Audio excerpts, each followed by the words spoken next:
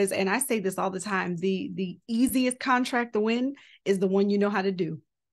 Right. And so when you start looking and thinking about your professional past performance, right, what you absolutely know, then we can connect the dots for you to what you have done, what your experience is, and then what the government needs, and find the intersection so that you can speak intelligently. It's one thing to have an opportunity, and then you still got to learn it. Like, okay, I'm going to jump into aircraft parts. Well, that might be a big learning curve for you. So it's going to take more time. It's going to take more effort, more energy. So maybe your first couple of wins are things that you absolutely know well, and then what does the government call that? Who's buying that? How do I get in front of those opportunities?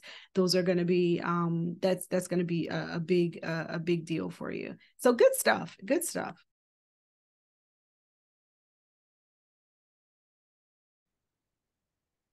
Yes and no. So according to the FAR, right? According to the FAR, do they have to have 3 quotes?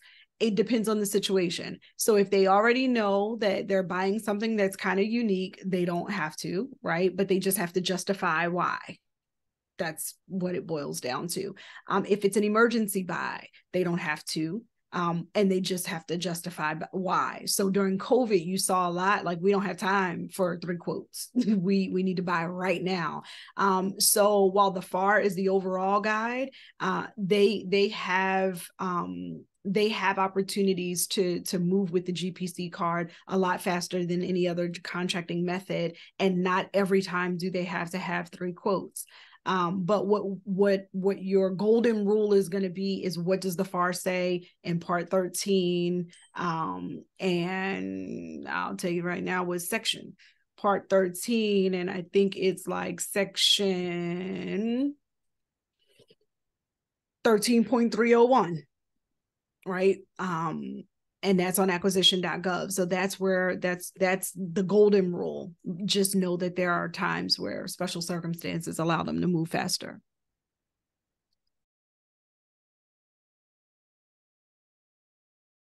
The GPC card is designed to be really like a 1-time, maybe 2-time thing. When it starts to get into like a repetitive buy, same thing, not different things. So you can have multiple GPC, awards for various items, for various things. But if it's the same thing, same service, same everything, they need to move on to another method. And so that's when you need to start talking about maybe a blanket purchase agreement, a BPA, or them writing out like a purchase order for whatever it is that product or service is. So it's not meant to be like a recurring like subscription, to you for the same thing over and over.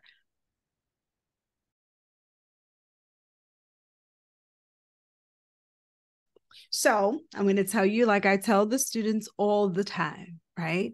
What would you do? Let's take government out of the equation. Okay. You got a customer and you have something that they need, right? What would you say? What would you do? What would be your approach? So we got to make it less intimidating, because they are another customer and this is another person, human being, blood running warm through their veins. They can only tell you yes or no, or point you in another direction, right? So it is really, you want your small business, you're local to them, you provide this product or this service, and you want to know the best person to talk to there about, opportunities. Okay. Now it can be potentially your facilities person, if you're at, a VA hospital or something like that. It could be a facilities person. It could be an office manager. These are people, these are the end users. That's why I wanted you to go through the exercise of kind of like who the end user is, who would normally, in a commercial setting, who would normally buy from you. Find that person in the government. office, and that's who you want to talk to. Now, on a larger scale, right? So you remember you have your local offices, but then you have the OSDBU, the Office of Small Disadvantaged Business Utilization for the entire agency, right? That small business person, that small business liaison person in the Office of Small Business, they can give you some guidance too. You build a relationship with them. This is what I do. This is where I'm located. Here's what's near me. What's the best way for me to position my products at this office? And let them tell you. So that's two ways. You got that? Yeah, so that's what I would do. And your conversation, again, people are going to do business with people they know, like, and trust. You do your research before you get in there. Try to find who the facilities person is. Find out if there are any events coming up over there anytime soon. Find out who's on LinkedIn and what groups they belong to. Find out from your local chamber of commerce, who do you know at that base, right? We're going to ask ourselves, who do I? That who do I? Those three words going to be extremely important. Not how do I, but who do I? Who do I know that's connected to that base? Who do I know that works there? Who do I know that got a cousin, sister, friend, baby, mama that work there? Who do I? Over and over again.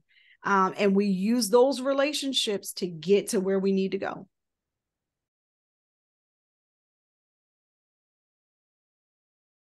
What would I do? That's the question. That's a good question. So what would Sirena do? Sirena would Google the NAICS code for shredding if I want to know the code, right? So that's first. But I don't even need the code right now. What I want to do is I want to utilize my free resources, and that can be PTAC, or my local PTAC office, or my local SBDC. And I want to find someone there that can help me do the research around who has the contract currently. So what's the current company that they're using? That's one. I'm going to look into my network too, and I'm going to find people that I know that may be connected to a shredding company somewhere, or they may know of one, may be able to connect me with one. I'm going to look into my network, and I'm going to see who I know. And it's funny you said shredding, because somebody came to my mind. So I know someone who used to work for a company doing commercial shredding. So I would immediately call that person and say, hey, there's a potential opportunity that I have. I want to know if this is something that you're interested in, whatever. You don't have a scope of work or anything. So right now you're fishing and you're investigating. Okay. That person that told you about the opportunity, I would give them an assignment, and their assignment would be, hey, find out who makes the decision to buy the service for shredding, and can you put me in contact with them? So was that awesome or what? I do believe that there were some nuggets in there for you, and I would love to know what your greatest takeaway from today's video was. So go into the comments and just let me know one takeaway from today's video, okay? And then also check the description box, because we have some goodies there for you, some things to help you learn more about doing business with the government without writing proposals. That's in the description box, okay? And then lastly, like and hit that notification bell, so that you'll be the first to know when we drop a new video, okay? I believe you're already subscribed, so that's a good start too. All right, so thank you again for watching, and I'll catch you on the next one. Until then, let's go get it.